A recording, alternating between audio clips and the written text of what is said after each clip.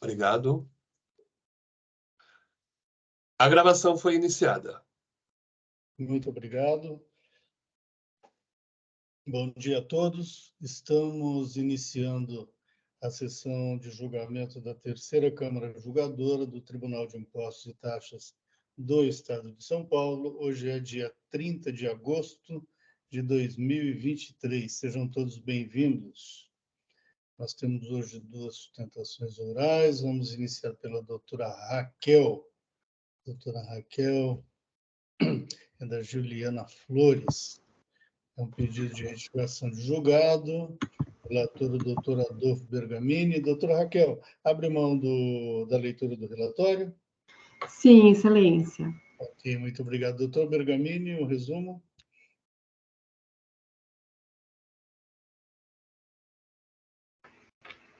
A acusação fiscal deixou de pagar o CMS no montante de 2 milhões e poucos mil reais, pela emissão de notas fiscais eletrônicas de saídas que foram comercializadas a X mil flores, operações tributadas foram declaradas como isentas. Essa é a acusação fiscal. E se trata agora de uma retificação de julgado. Ok. O senhor foi o relator, certo? Do ordinário. Muito obrigado. O processo já está habilitado. Doutor Bergamini. Doutora Raquel, por favor, fique à vontade. Bom dia a todos e a todas. Esse caso será julgado, como o doutor Adolfo disse, pedido de retificação de julgado. Nós fomos contratados para esse caso após a apresentação desse recurso, né? Então, eu gostaria de destacar rapidamente aqui na minha sustentação alguns pontos que entendo que merecem atenção. Eu sei que esse tipo de recurso é bem específico, mas eu vou destacar aqui. Bom, a nossa cliente comercializa flores em estado natural.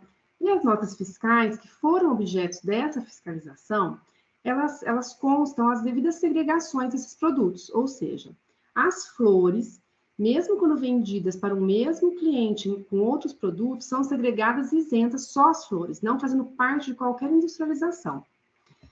E o que se quer destacar neste momento é que, ao mesmo tempo que corretamente a respeitável decisão recorrida entendeu que é irrelevante o preço das flores que foram vendidas pelas notas fiscais, ele, ao mesmo tempo, considerou o trabalho fiscal, o trabalho do agente fiscal, que, considerando que teria sido cuidadoso e preciso, mesmo tendo utilizado no relatório circunstanciado a fundamentação do preço das flores. Outro fato é que as flores nunca deixam de ser flores, excelência em estado natural. Eis que, quando vendidas pela nossa cliente, continuam tendo as mesmas características de quando são colhidas no campo, sendo que as flores são o principal produto da atividade da recorrente.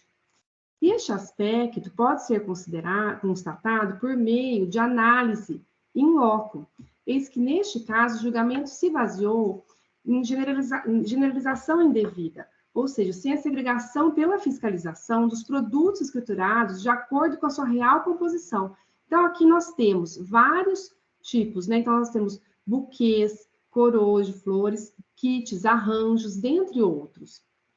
Motivo pelo qual se requereu, nessa retificação de julgado, que fosse convertido o julgamento em diligência, a fim de que fosse analisada em loco as características dessas flores que são vendidas pela recorrente e segregando cada tipo cada forma que são comercializadas, que são diferentes. E aqui a fiscalização acabou fazendo colocando tudo no mesmo, como se fosse a mesma coisa, não é a mesma forma de venda. Então é isso, excelências. Agradeço a atenção, só gostaria de destacar esses pontos mesmo. Muito obrigado, doutora Raquel. Doutor Bergamini, algum questionamento à patrona? Nem questionamento. Muito obrigado. Representação fiscal, doutor Marcos. Sem questionamento, senhor presidente. Obrigado. Obrigado. Doutora Fabiane. Sem questionamento. Muito obrigado. Doutora Mara. Também não. Muito obrigado. Eu também não tenho questionamentos. Doutor Adolfo, vamos ao voto? Vamos.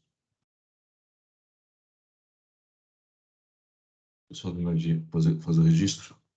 Uhum.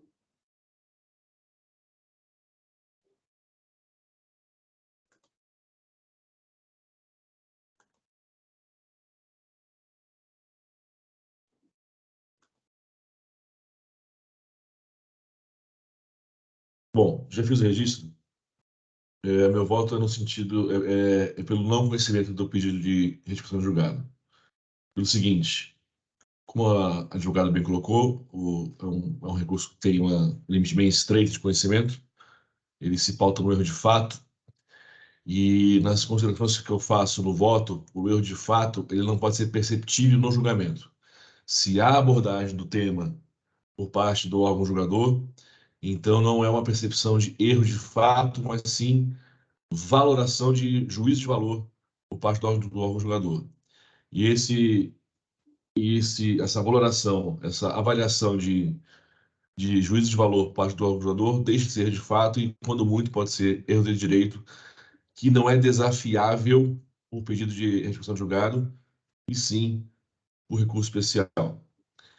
Então, eu faço essas considerações mais teóricas sobre o que é a retificação de julgado, e passando ao caso, ao exame dos argumentos da Juliana Flores, nos tópicos 2 e 3 do meu voto, eu apresento que todos os inconformismos trazidos pela Juliana Flores em retificação de julgado consistem em temas que foram avaliados e foram julgados pela decisão agora recorrida, tanto com relação ao critério de precificação das flores, como em relação à apresentação das flores e às características dos produtos. Se foram abordados pelo órgão julgador, não pode ser tido como erro de fato, quando muito erro do direito, desafiável por recurso especial. Então, por conta desses argumentos, eu não conheço do pedido de retificação de julgado apresentado pelo contribuinte. É meu voto. Muito obrigado, doutor Bergamini. Representação fiscal. Sem considerações, senhor presidente. Doutora Mara. Acompanho. Só um minuto, acho que tem o nome lá do advogado citado pelo doutor Bergamini. Acho que tem um erro de grafia. Ah, é? Tem. Você pode. É o Fred Didier. Você pode ler novamente, por favor? Só um minuto. Habilitado.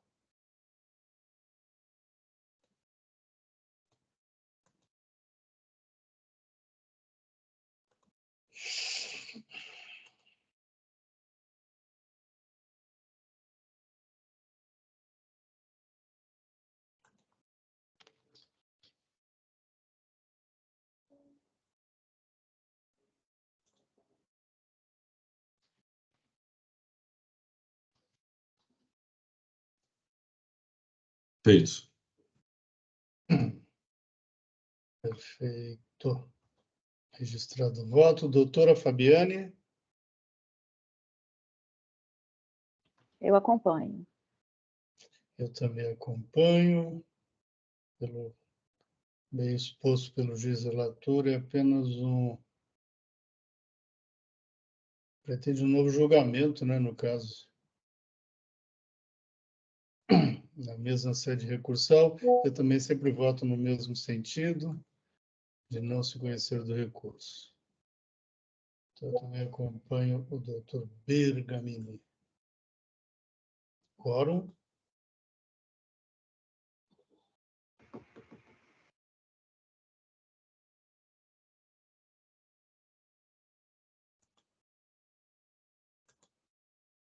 Em votação.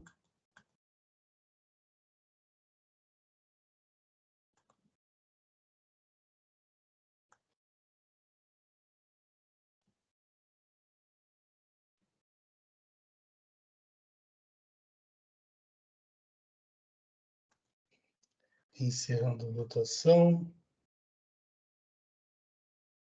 Encerrando o julgamento.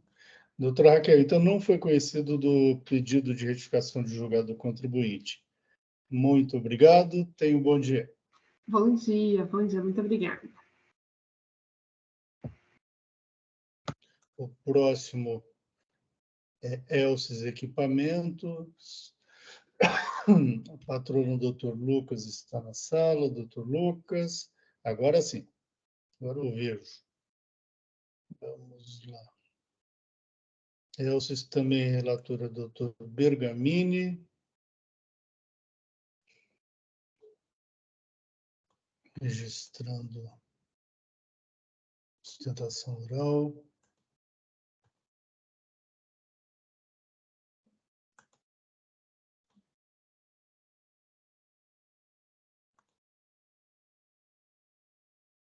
Doutor Lucas, o senhor abre mão da leitura do relatório? Sim, sim, pois não. Muito obrigado. Doutor Adolfo, um resumo das acusações, por favor. Só um resumo mesmo, se possível. São 3 infrações. A primeira, deixou de pagar ICMS no valor de 400 e poucos mil, por não pagar o ICMS ST na entrada, 426A. Item 2, deixou de escriturar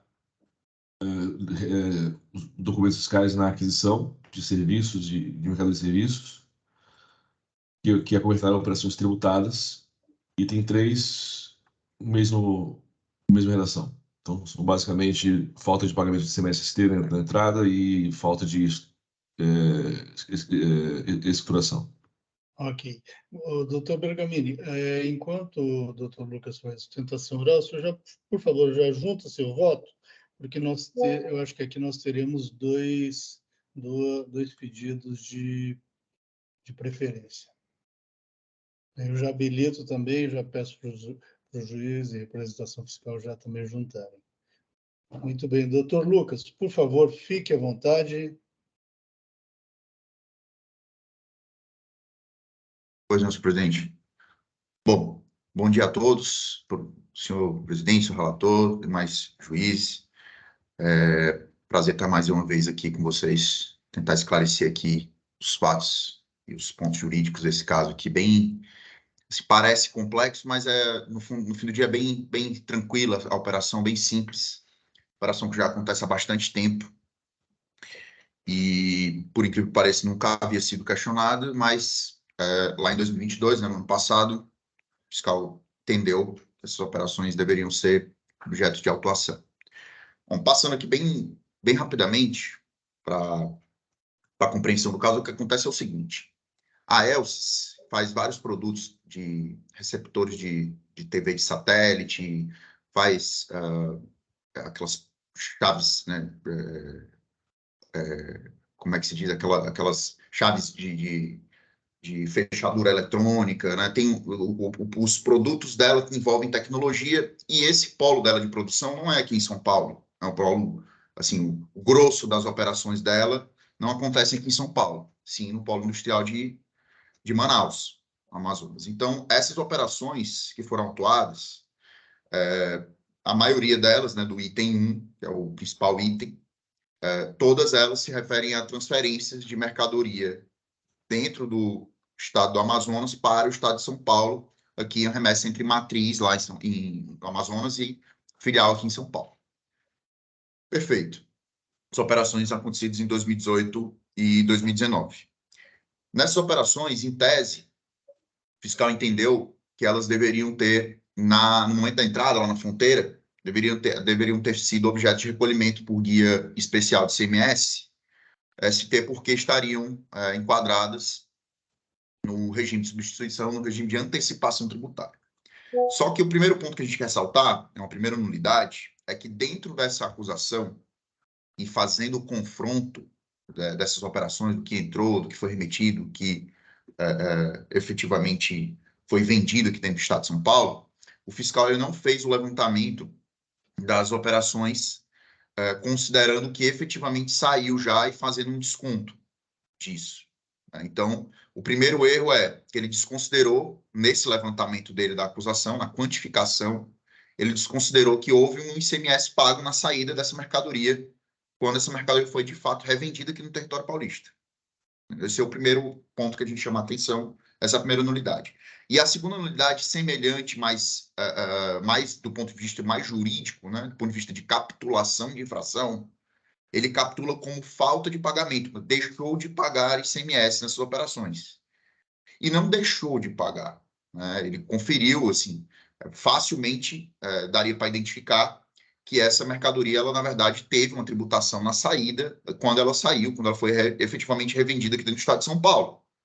Então, assim, no máximo que daria para ser enquadrado aqui, não a falta de pagamento, mas no máximo um atraso de pagamento.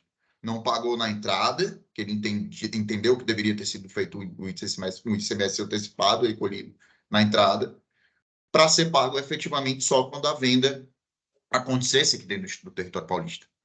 Então, me parece, né, assim, aos olhos da empresa, né, nos parece que o fiscal errou na capitulação, né, quando ele, na verdade, não conferiu uma falta de recolhimento. Ele confundiu falta de recolhimento com atraso de recolhimento. E aí, assim, se for caracterizado realmente um atraso, ok, que haja uma penalidade para isso. A gente sabe que atraso de pagamento tem penalidade para isso, né? A legislação prevê. Agora, falta de pagamento, pesado, né? E não foi demonstrada essa falta de pagamento, né? Então, assim, esse é o segundo ponto de nulidade que a gente traz quanto ao erro de capitulação da infração, né? No máximo aí deveria ser imposto uma penalidade, qualquer coisa, mas jamais um pagamento de tributo aí nessa situação. O segundo ponto trazendo já um pouco, descendo já para o mérito, e como eu já falei, essas mercadorias, elas tratam de... Essas mercadorias não, essas operações tratam de transferência entre matriz e filial, né? Então, a ELSE lá do Amazonas transferindo mercadoria aqui para a ELSE de São Paulo. Mas o que é que acontece?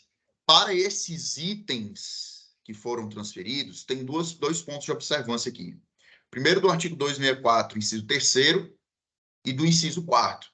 O inciso 3º, ele fala: quando as operações se referirem a uma remessa entre mesmo titulares, né, entre titulares, entre produtos havidos entre estabelecimentos de mesma titularidade, não deve ser aplicada essa metodologia da substituição tributária, porque quem vai vender depois no território, ele também vai pagar o imposto, né? Então, essa substituição, ela, em tese, não caberia aqui por conta do inciso 3º.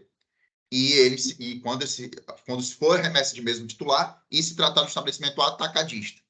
Nos autos, a gente juntou laudo, inclusive contábil, mostrando que nos 2 anos, 2018 e 2019, a receita de vendas desses produtos, mais de 95% foi de atacado. A parte que foi vendida para varejo é uma mínima parte só de e-commerce para atender, assim, basicamente funcionários da empresa. É uma coisa assim bem imaterial, digamos assim, quando olhando o todo, né? Então, mais de 95% das receitas, isso dá demonstrado tanto em SEF quanto nos laudos contábeis que a empresa apresentou no processo, que assim, não tem dúvida nenhuma de que se trata, de operações entre estabelecimentos de mesma titularidade, e 2, que se trata de estabelecimento atacadista aqui no destino aqui em São Paulo. Esse é o primeiro ponto, enquadrando, portanto, no inciso 3º do artigo 264, afastando essa sujeição da substituição tributária nessa situação. E o inciso 4º também se refere à verificação de que o destino produz itens ou com o mesmo NCM ou sujeitos à mesma modalidade de substituição, mesmo CST.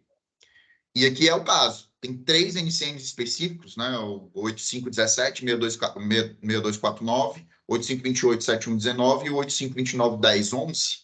São 3 NCMs que ela não só revende, mas como também fabrica esses itens. E fabrica, aqui eu quero abrir um parênteses aqui, né? Não é fabricar de fazer o produto do zero. Ela recebe esses produtos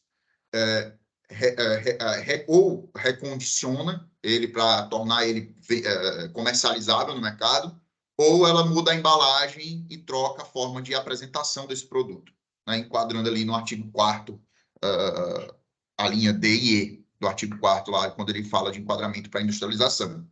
Então, no entendimento do julgamento de primeira instância, não foi reconhecida essa questão do atacadista e também não foi reconhecida essa questão não só pelo julgamento de primeira instância, quanto também o fiscal. Entendeu que essas atividades de industrialização, elas não seria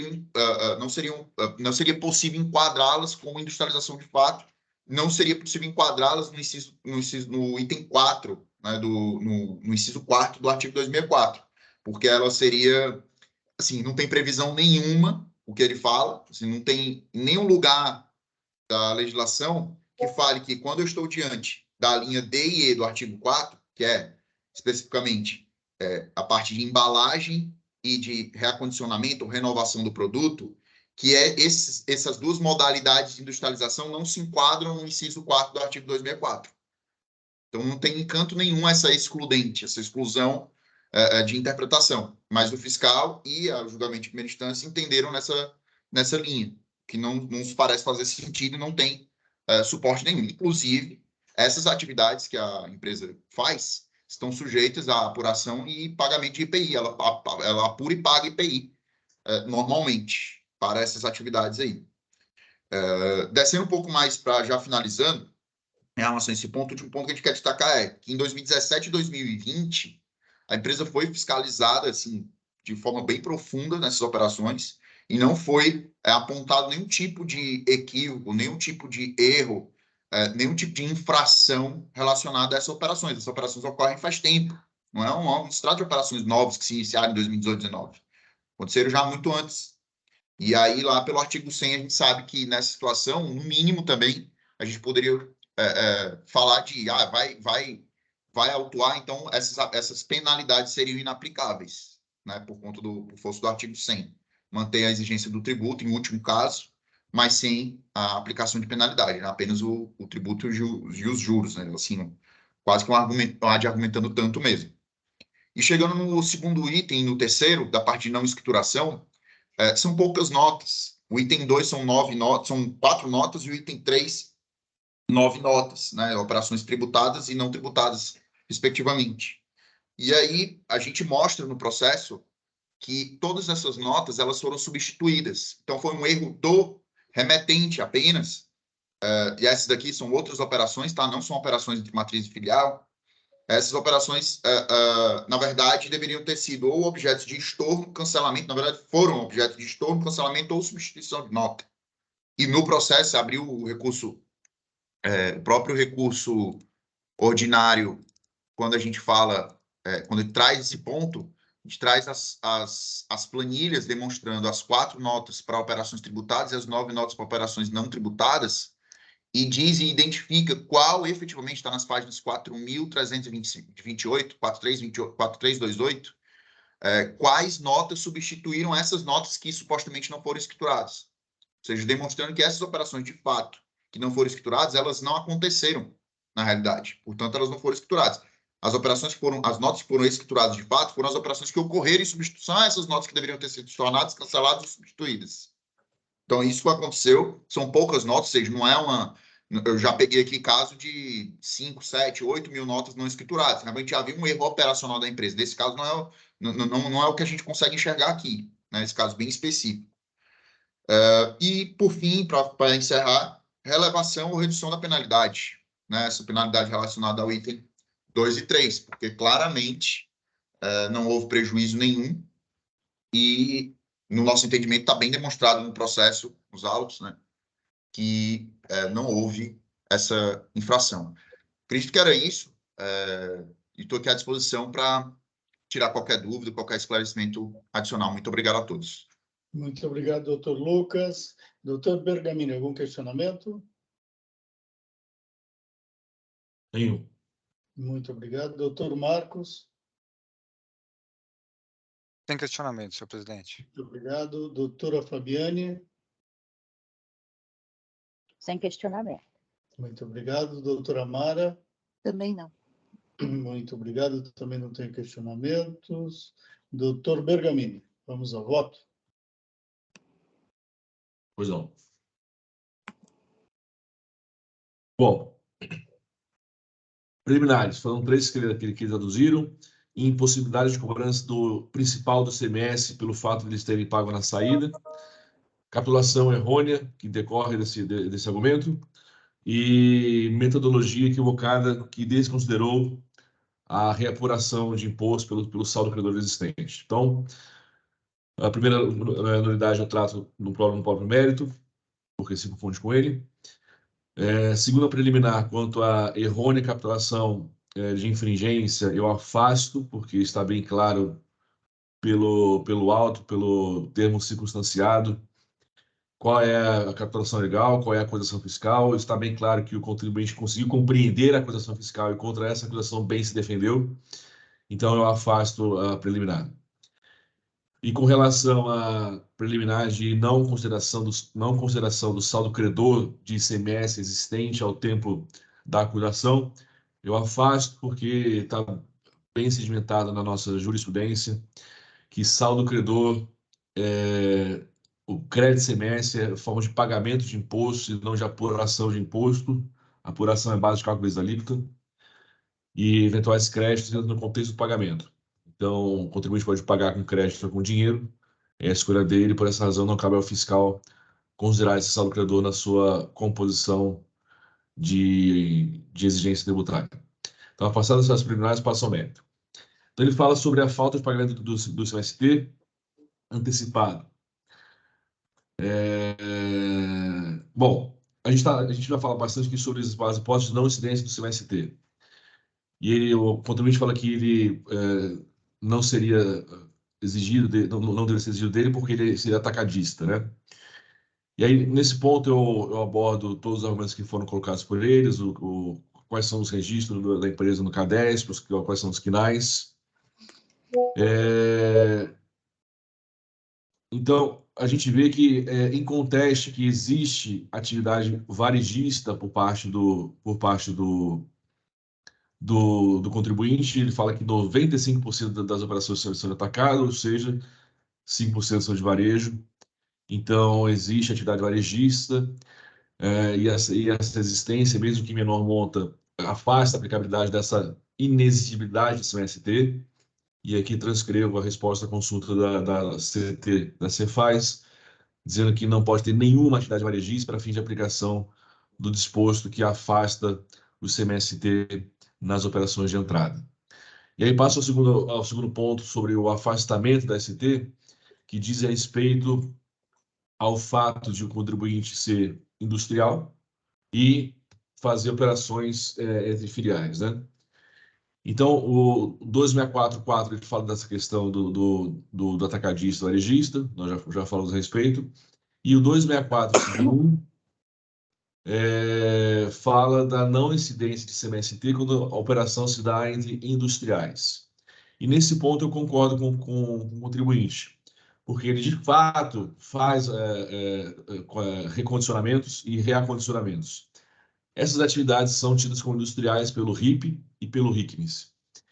Então, inclusive, ele é contribuinte de IPI por essa razão.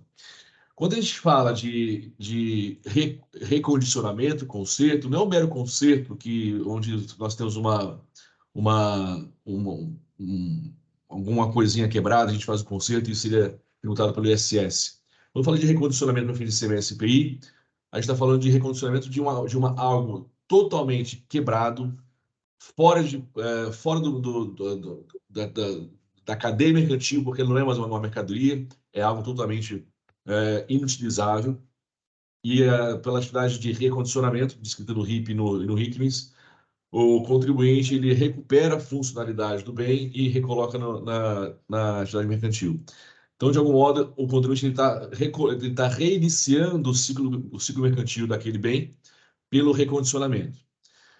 Então, se eu não tenho uma mercadoria possível de ser alocada no contexto mercantil, numa cadeia mercantil, eu não posso ter esse CMST. O CMST ele é a antecipação tributária de uma mercadoria desde alguém, no mais das vezes o industrial, até o consumidor final. Ora, se eu não tenho uma cadeia mercantil a ser substituída porque eu não tenho essa mercadoria, eu não tenho como ter esse CMST. Então, nesses termos, eu concordo com o contribuinte que não deve haver esse CMST por essa razão, e por esse motivo eu afasto a exigência da CMST colocada pelo item 1 do auto de infração. Mas eu reconheço que eu posso ser vencido nesse ponto pela votação do processo, e aí, se vencido, eu entro na questão que ele colocou que o contribuinte colocou sobre não haver falta de pagamento do CMST sem uma mera postergação, porque ele pagou na saída e não na entrada.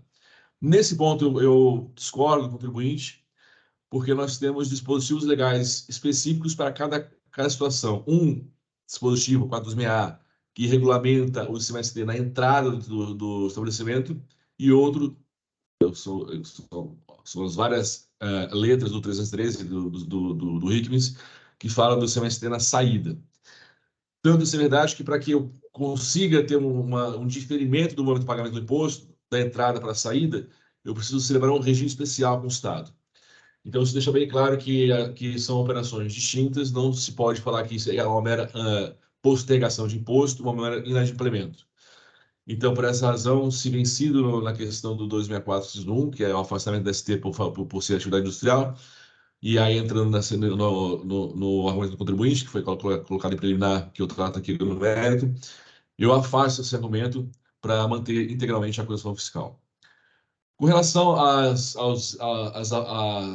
apurações relativas à falta de estruturação de notas fiscais no livro de entrada, o contribuinte traz essa planilha que ele comentou na sua defesa oral, onde ele diz que são operações que não aconteceram. O problema é que é uma mera planilha, são documentos não registrados. Para que a gente, e você faz, né, mas com o TIT ou a fiscalização consiga saber se a operação aconteceu ou não, ela tem que estar estruturada, né? A razão de ter uma obrigação acessória, determinando que se faça a estruturação de documentos fiscais, é para que o fisco tenha total ciência do que aconteceu na composição fiscal, aí no exercício, no período de apuração do mês, para que, sabendo que houve ou não a operação, que ela foi ou não cancelada, ele possa cobrar ou não o imposto. Para que tudo isso ocorra, ela tem que estar, os documentos fiscais têm que estar estruturados. Então, mantém a acusação fiscal nesse sentido. Bom, se eu mantenho a acusação fiscal nesses dois pontos, por outro lado, eu aplico o 507A, porque, apesar de ter havido uma falta de estruturação de notas fiscais, nesses dois itens não há cobrança de imposto. E como cada item do auto-infração é autônomo e não há cobrança de imposto nesses itens, eu faço, então, a aplicação do 507A e aplico a multa mínima possível, que é a multa de 70 UFESPs para cada infração. No mais, com relação a acréscimos legais, de multas, etc., eu afasto todos esses pontos, porque nós não podemos falar que a Lei Paulista é constitucional, e temos até súmula aqui no TIT a respeito das questões, e eu mantenho os acréscimos legais caso seja vencido no mérito. Então, no dispositivo, eu conheço do ordinário interposto e dou-lhe parcial para o evento para afastar o item 1, e manter as acusações fiscais dos 32 e 3, mas com a redução do 527A para 70 FESPs. É como voto. Muito obrigado, doutor Bergamini. Doutora Fabiane. Só um minuto, doutora Fabiane. Doutor Lucas, quer falar alguma coisa? Senhor presidente, só um ponto para complementar a questão do doutor Adolfo. As notas que a gente traz naquela página que eu mencionei, das notas substitutivas, todas elas estão escrituradas, tá? São 13 notas. As que foram substitutivas das notas que supostamente não foram escrituradas, todas elas estão escrituradas regularmente, tá? Okay. Essas daí estão escrituradas, as 13 notas, né? 9 de uma e 4 de outra. Todas elas estão devidamente escrituradas. Só esse ponto para esclarecer. Muito obrigado. Muito obrigado, doutor Lucas. Doutora Fabiane. Belmar, você pode só reabrir para mim a edição do voto? Eu vou completar com esse ponto colocado pelo advogado, mas a tônica vai ser a mesma, só para não ficar faltando. Não dá erro de fato. Doutora Fabiane. Eu solicitei a preferência, já registrei no sistema. Vou resumir. Eu concordo com o cancelamento do item 1 do AIM. Eu pedi preferência para discordar apenas quanto à redução das multas aplicadas nos itens 2 e 3. Eu entendo pela impossibilidade de acatar o pedido de redução, pela disposição do parágrafo 3º do artigo 527-A. Nesse sentido, eu transcrevo no voto de preferência as ponderações da Diretoria da Representação Fiscal, quanto o AIM lavrado anteriormente, também quanto ao porte econômico da empresa, ou capital social, que representa uma empresa de grande porte econômico. Então, pelo parágrafo 3º do 527A do RICMS, eu entendo que não deve ser reduzida, nem do item 2, nem do 3. Então, resumindo, minha preferência é para manifestar meu voto pelo provimento parcial do recurso ordinário, apenas para afastar a acusação de que trata o item 1 do AIM. Concordo com o Dr. Bergamini pelo cancelamento, pelas razões expostas em seu voto. E, por outro lado, eu entendo que deva ser mantida a decisão de primeira instância relativamente aos itens 2 e 3 do auto de infração. Em resumo, é isso que eu registrei. Ok, muito obrigado, doutora Fabiane. Doutor Marcos? Bom dia. Fazer uma manifestação, inserir uma manifestação no processo. Em relação ao item 1, a gente entende que não foi atendido, não foi respeitado o entendimento da consultoria tributária no que se refere à fabricação. Eu vou ler, me permita ler um trecho aqui da consulta, que ele fala exatamente a respeito disso, da consulta 24503/2021. Item 7.1. Em virtude de tal disposição, este órgão consultivo, em diversas ocasiões, já externou o entendimento de que o inciso 4 do artigo 264 do RICMS apenas exclui do regime da ST as operações com mercadorias destinadas a estabelecimento fabricante da mesma mercadoria remetida ou ainda de outra mercadoria enquadrada na mesma modalidade de ST. O mero importador, entre parênteses, não fabricante da mercadoria, ou de outra enquadrada na mesma modalidade de ST, que ao mesmo tempo também adquire para revenda tal mercadoria de substitutos tributários, deve receber a mercadoria com ICMS-ST retido, por força da previsão do parágrafo 2º do 264. Item 8. Registro por oportuno que é entendimento deste órgão consultivo, manifestado em outras oportunidades, que o termo fabricação e fabricante deve ser entendido como processo de industrialização tipificado na linha A do inciso 1 do artigo 4 do RICMS, transformação, ou o processo tipificado na linha C do mesmo inciso, entre parênteses, montagem. Lembrando aqui que o contribuinte, em resposta à notificação, ele falou que para esses produtos, o processo de industrialização que ele faz é reembalagem e renovação, tá? Que não se enquadrariam nesse conceito aqui no entendimento da consultoria tributária para o afastamento da ST. Seria isso, senhor presidente. Muito obrigado, doutor Marcos. Doutor Bergamini, alguma consideração? Presidente, no texto do meu voto, que foi circulado ontem, eu chego a abordar essa questão do importador, etc., mas eu mantenho meu voto. As razões estão lá colocadas. Ok, então, muito obrigado.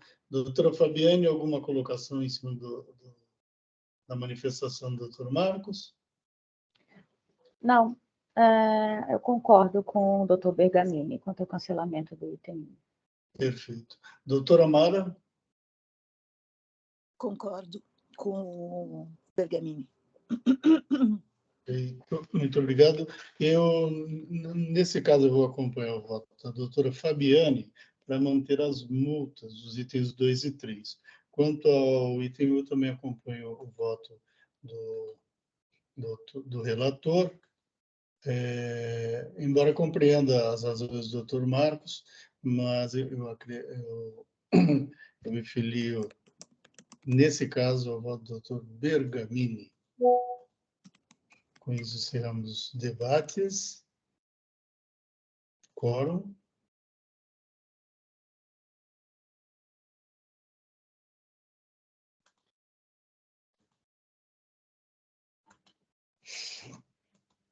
Doutora Amara. Um minutinho que eu estou tendo uma... Uhum. Pronto.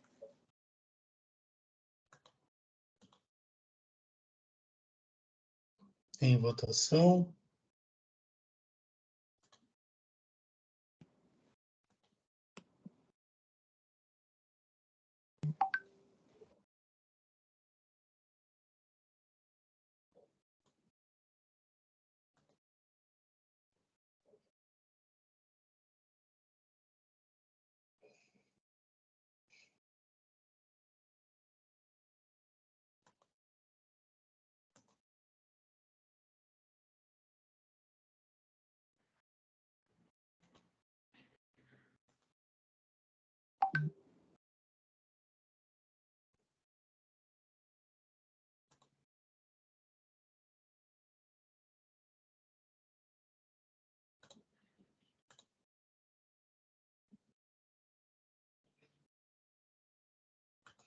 Muito bem, doutor Lucas. Então, prevaleceu, foi afastado o item 1 do AIM e mantido os itens 2 e 3, prevalecendo o voto da doutora Fabiane. Doutor Lucas. Perfeito, perfeito, senhor presidente. Muito obrigado a todos.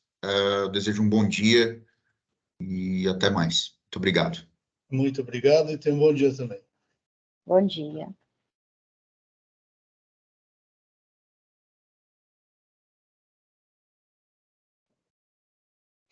Próximo processo é ESG, relatora a doutora Fabiane.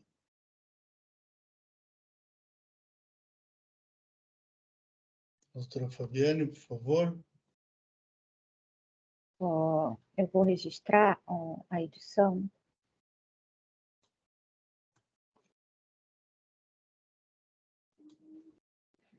Esse não tem sustentação oral?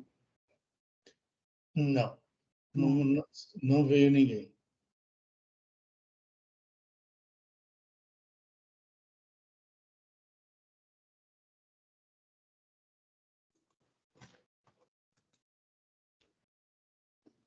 Enquanto eu registro aqui no sistema, o auto de infração ele foi lavrado por emissão de notas fiscais eletrônicas, consignando destinatário falso. De acordo com o relato da fiscalização, as notas fiscais eletrônicas tinham como destinatário a empresa LH Bor, Comércio de Borrachas, na cidade de Jales, e pelos comprovantes entregues pelo autuado, quando da notificação, as mercadorias foram entregues na empresa ASK Trading, na cidade de Mirassol. Eu estou negando o provimento ao recurso ordinário. Uma das alegações da recorrente é que a decisão de primeira instância não teria analisado a defesa corretamente, teria sido sucinta. Eu não concordo. Transcrevo trechos de parecer da representação fiscal, afirmando que o julgador, de fato, analisou todas as provas. Outra alegação seria de que as mercadorias, de fato, teriam sido entregues na LH BO, a empresa destinatária constante das notas fiscais, mas a prova dos autos demonstra que, pelos tickets de pesagem juntados pela fiscalização, de fato, não foi entregue nessa empresa, foi entregue em outra empresa. Então, em resumo, eu estou negando o provimento ao recurso ordinário e mantendo a decisão de primeira instância.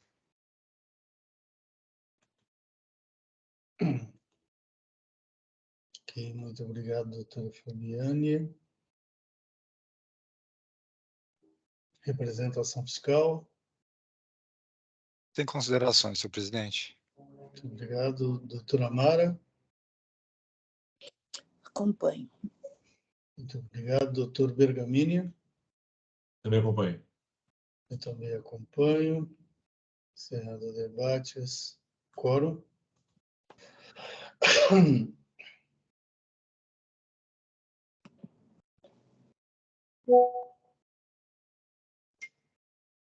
Em votação.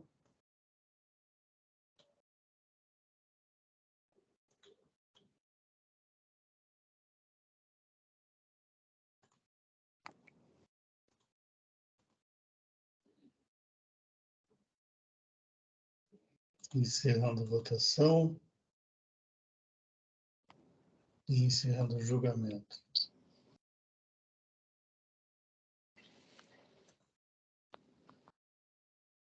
Próximo é GV do Brasil, relatora a doutora Mara e vice minha.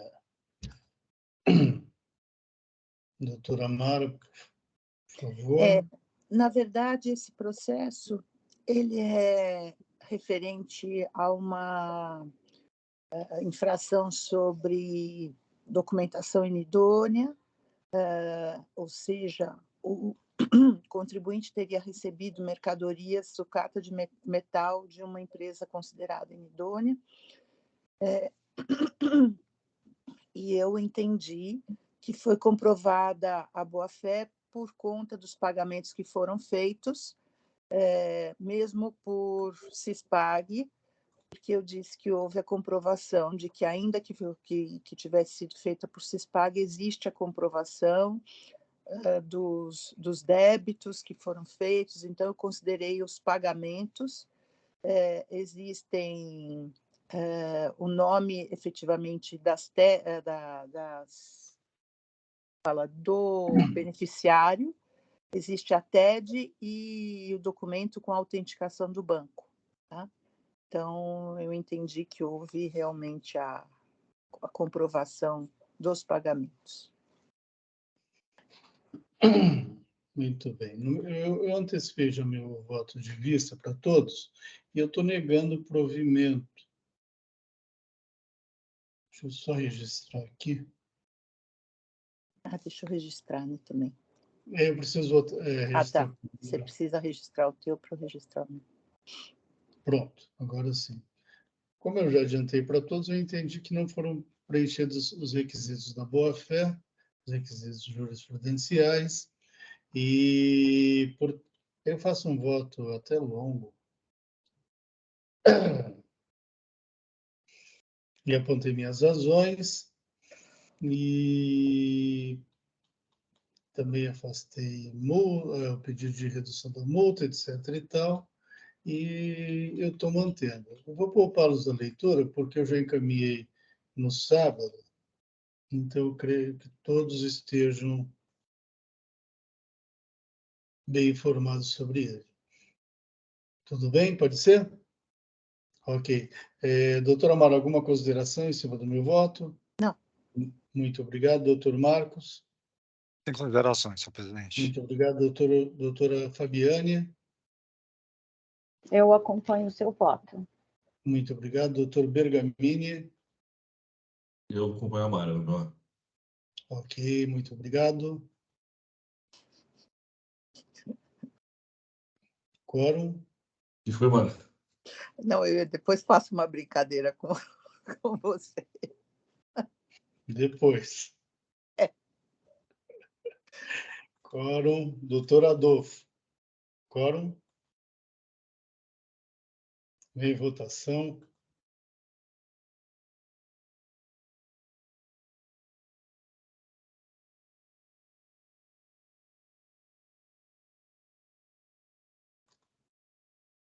Encerrando a votação.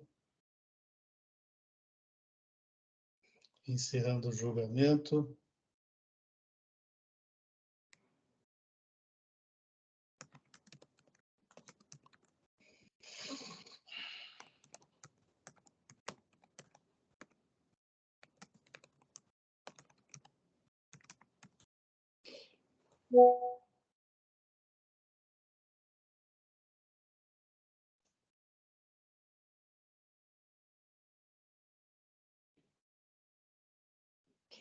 Muito bem, com isso, não, ainda não escutei, não encerrei o julgamento, um minuto, agora sim.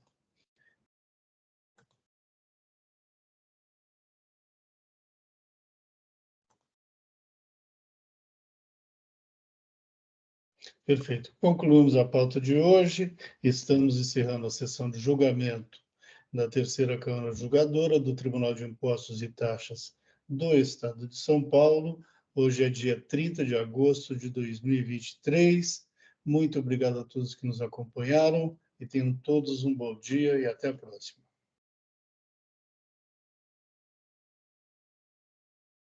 Doutor Hélio, podemos encerrar a live?